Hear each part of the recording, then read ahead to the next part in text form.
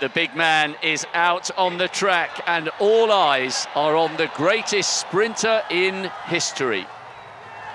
As ever, when we see the top sprinters, and particularly that man, there's great Jamaican support. It's a long way from Jamaica to Beijing, but he doesn't lack for support, and even if it's not his compatriots who are supporting him, he's loved all around the world for what he's done. And of course, what he's done is almost the legend started the really big time here in Beijing 7 years ago.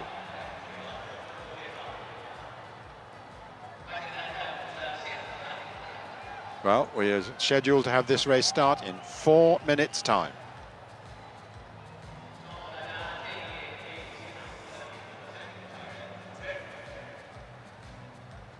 Such a sense of excitement here in the stadium.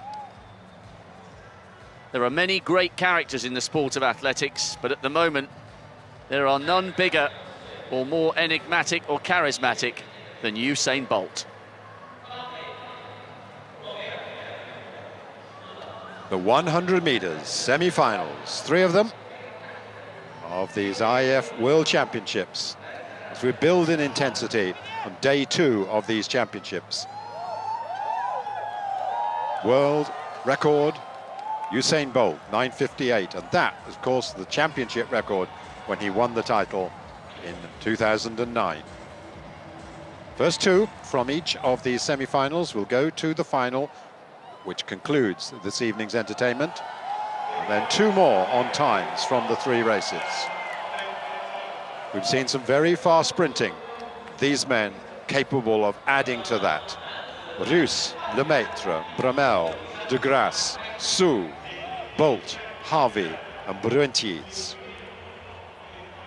Not only is there interest in the great man, but also plenty of crowd support for the Chinese record holder, Zhu Bingtian, just next to Bolt in lane 6. So let's go through this lineup. This is Julian Rus, who's the co-holder of the German record at 10.05, 27-year-old German champion at 100 and 200 meters.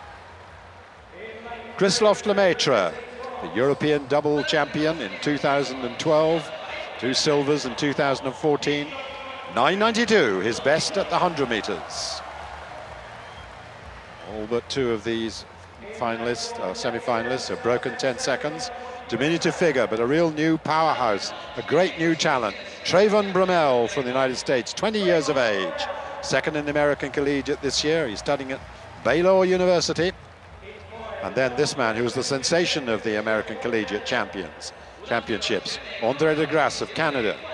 Not only that 9.95 personal best, but also a wind-assisted 9.75 for the Canadian and Pan American Games champion. Another 20-year-old. Then we have Su Biangtan of China, twice the Asian champion, roared on by the huge crowd here in the Bird's Nest Stadium in Beijing. Su's run 9.99. And then the great man himself, Usain Bolt, seeking to add to his wonderful record of sprints over the last decade. And proud to represent the great Caribbean sprinting nation of Jamaica. Lane 8, we have a former Jamaican. It's Jack Ali Harvey, now Turkish, and he set a Turkish record this year at 10.03. And finally, the co-holder of the South African record at 9.97, Henricho Brunties. That is the lineup. Just 2 men sure of taking their place in the final. And Usain Bolt goes in this race in lane 7. Oh, we saw some wonderful sprinting in the heats yesterday. Conditions not quite as ideal, but it's still pretty good. It's a nice evening, 20+ degrees Celsius, and it's really getting serious now. Fast times yesterday, but this is where it really starts to count. This to see who will take place in the final. Rus, Lemaitre, Bromell, De Grasse, Sue, Bolt, Harvey, Brunties. Semi-final number 1. Men's 100-meter hurdles of these 2015 World Championships.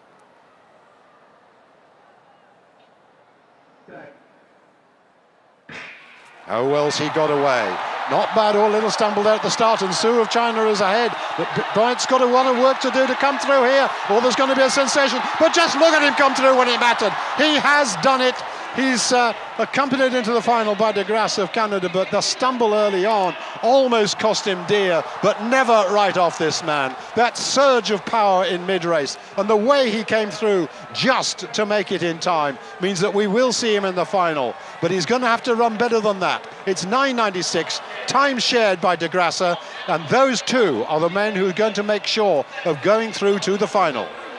That was very, very tight indeed. For about 20 metres during that race early on, it looked as though Usain Bolt would have to try and wait to see if he went through as a fastest loser. Massive roar from the crowd because Bingtian Xu has just produced a national record in 9.99. But that stumble right at the beginning, third from left, there's the stumble. And look at how much ground he has to make up. Bolt is under immediate pressure there. And it wasn't until the last 2 or 3 metres that he was guaranteed a passage through to the final. That was very, very tight, and he will be concentrating even harder when he comes back. That would have been awful if he hadn't even made the final. That was very, very close. Well, let's hope that that's the only problem he has, and it's out the way today. De Grasse, though, run well. I think Usain tried to make it look easy by looking across to pretend that he was easing down, but he really wasn't. He had to work all the way to the line to get this one. He was coming hard, there's no question about that. But it was awfully close, it really was. Just on the line there, and there was 4 athletes going across it together. Look at that. If that had been anyone else, their race would have been over. Without any question. Well, what a wonderful performance from Su. He got the national record there, 9.99. They love it here. Well, that would have been a massive disappointment, not only for Usain Bolt, but the whole crowd and perhaps the whole of the championships, really, if he didn't get through. Let's watch again. 1 or 2 strides there, he gets into the rim, but then all of a sudden, he just seems to slip. And only a man of his calibre can recover from that. He gets himself up again. This is it. This is Usain Bolt working hard. You very rarely see this. But he had to do it to get back. He knew that at this stage, I think, that he just got it. He looks across to check, but it was close.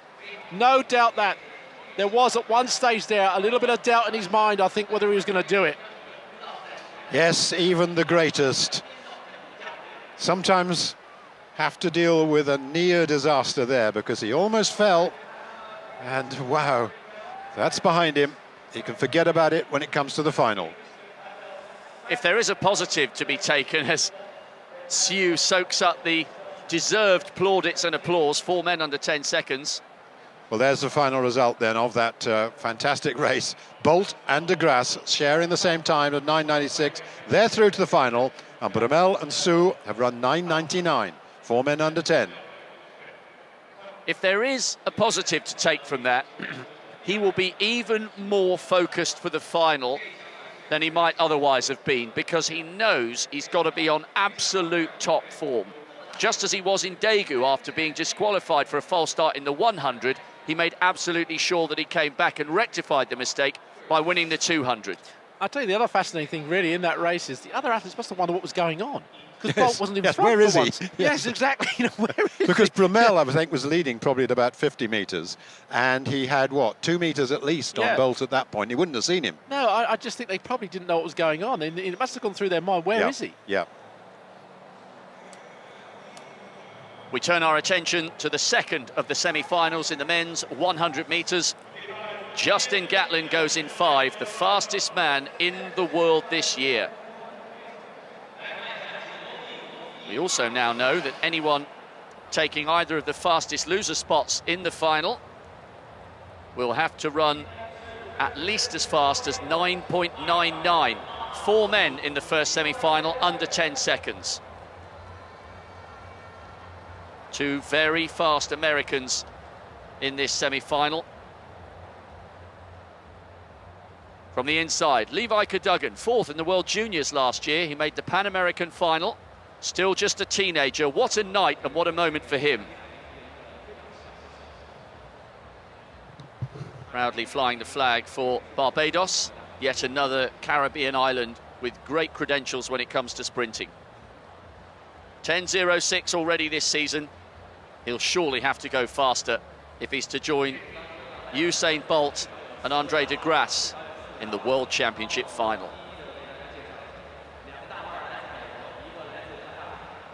Representing South Africa, joint record holder Akani Simbine won the World Student Games earlier this year, just 5th in the Commonwealth 200-metre final last year, but he's an improved athlete this season, hence he's gone under 10. Well, speaking of sub-10 second performances, 10 of those alone this season. This season alone for Mike Rogers, a prolific performer, 6th in the final in Moscow. Can he go better? Justin Gatlin, by some margin, the fastest athlete in the world this year over 1 and 200 metres. 9.83 in the heats. What can he do here in the semis? Pumped, focused and ready, as he always is, a lightning quick starter.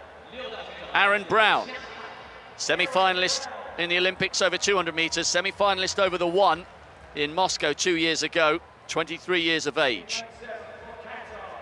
World indoor bronze medalist from Qatar, Femi Ogunode. Sub-10 seconds in the heat. He's having a really good season. Can he go one race further here? Poised and bouncing like a boxer, ready for the first bell. Nickel Ashmead, former World Junior silver medalist over 200 metres. He was 5th in the 100 in Moscow 2 years ago. A vital part of the Jamaican relay quartet. Anxious look on his face. And on the outside, representing Great Britain, CJ Uja, European junior gold medalist a couple of years ago, 9.96 last season and this season. The second semi-final of the men's 100 metres. Cadogan, Barbados in 2, Simbine, South Africa 3, Rogers, USA 4, Gatlin, USA 5, there he is. Brown, Canada 6, Ogunode, Qatar 7, Ashmead, Jamaica 8, Uja, Great Britain 9. An expectant hush descends around the Olympic Stadium. Only the first 2 will advance to the climax of the evening, the final.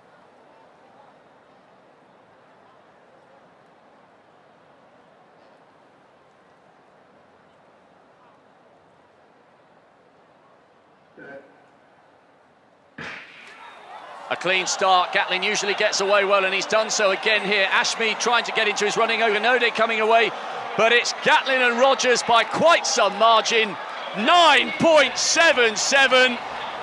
And once again, he is underlining his credentials as at least equal favourite with Usain Bolt for this title. And on the evidence of the first semi-final, you might argue he is the overwhelming favourite in his own right. 9.77 confirmed, 9.86 a season's best for Mike Rogers in second place. Ogunode will not have a fastest loser spot. He was 3rd in 10 flat.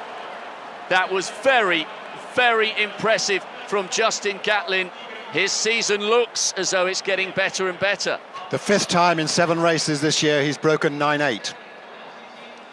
Great run, faultless run compared to Usain Bolt in the previous race. Got a great start, no problems at all.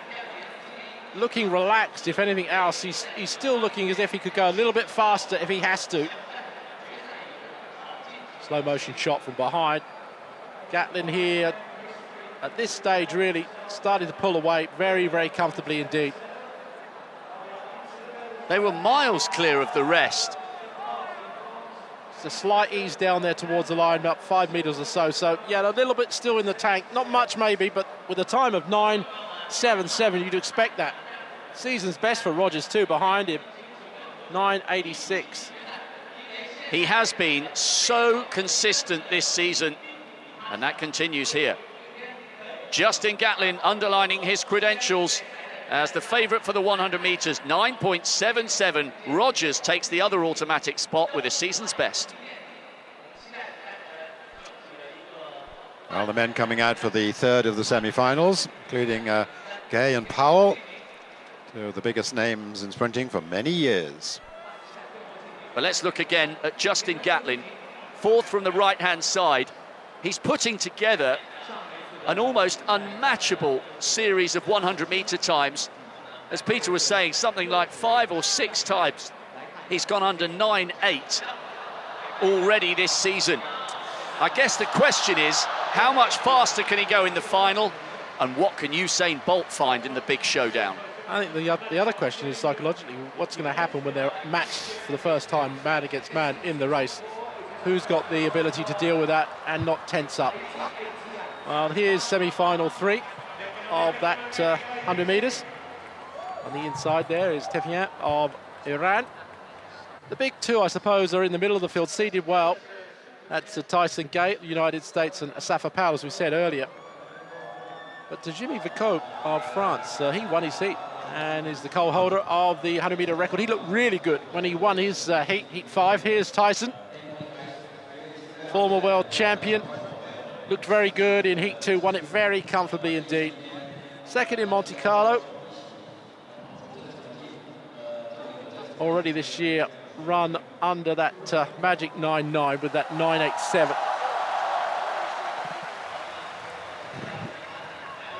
Asafa Powell just to his right in lane 6. As I said, he broke the world record in Athens, Gateshead, Zurich, and Rieti in the 100 metres. 32 years of age now. He's the captain of the team in Beijing, and he's been the most prolific sub-10 runner in history. I think Peter was saying it's almost, 90 or so, Peter, sub-10 seconds for the 100. Yes, indeed. It's well, he ran his, including wind-assisted knocks, he ran his 98th yesterday. It could be a 99 now, and guess what? In the final. Well, that could be significant, couldn't it? Absolutely strange, almost eerie. But there we go. Let's go through the field again. Tefian is of Iran. Iranian record at the 100 metres. Not quite broke 10 seconds yet. His best, 10.10. He's in exalted company here, isn't he, really? Just on his inside, Richard Kilty, Great Britain, the world indoor champion and the European indoor champion at the 60 metres. Goes very fast for the first 60 metres, but he slightly lacks a little bit over that last part of the race, and that's where his Achilles heel is, I suppose. And then this very good Frenchman, Jimmy Vicaut of France, co-holder of that record with Francis Oberquelio. Looked good. Got a slight strapping, or he did have in his heat, but it's come off now for this semi-final. Tyson Gay at the United States. Well, the Americans are coming strong in the 100 metres. Not so good in the 400 hurdles, but they're really doing well here. And Tyson, obviously, a big favourite in this race. And the big man on his outside, Asafa Powell of Jamaica. One of the greatest sprinters of all time. Maybe not at his best, but he is still a major threat. Crowd love it. To his right from Barbados, Ramon Gittens, second in qualifying in heat 3. The Pan American silver medalist at the 100 metres. Looking slightly worried, as well he should be. And then another good athlete, Chandri Martina of Netherlands. He and Usain Bolt were the only men to have contested both Olympic sprint finals in Beijing and London. Finally, in lane 9, Matiti of the Ivory Coast, the African champion. Third in his qualifying heat.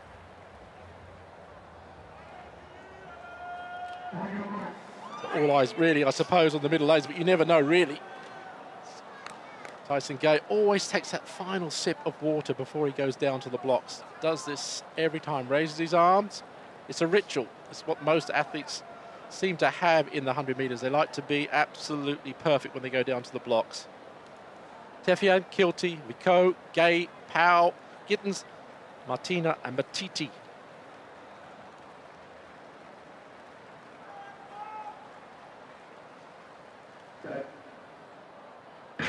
Away this time, and Gay got a good start. Gittens also got a good start, but in the middle of the field at the moment it looks like Powell and Tyson Gay coming through. Tyson Gay's getting it, Powell maybe on the line, and Vicaut, I think, in third place at the moment. Winning time, 9.96. Well, camera's focusing on Gay, but it was close again in that race. Slight headwind, minus 0.4 shown on the wind clock. They're all looking up at the scoreboard, Peter. It's not straightforward, and they've given it to Tyson Gay.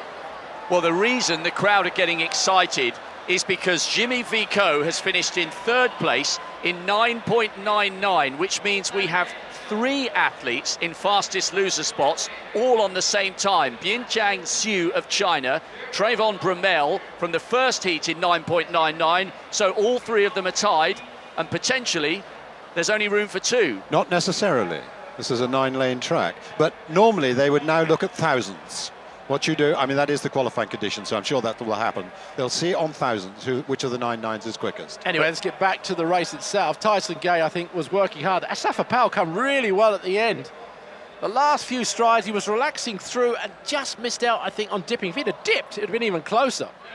I think Powell was under a little bit of pressure because you called it correctly, Steve.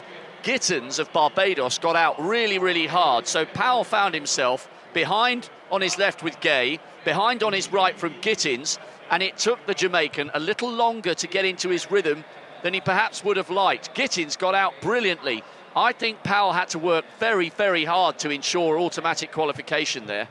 The camera angle is deceptive here. It's following them, really, and it looked at the beginning when we saw the race that actually Gay led all the way. But I think maybe at some stage there, it was only over the last sort of 50 metres or so that Gay started to come ahead. Powell was closing him down again.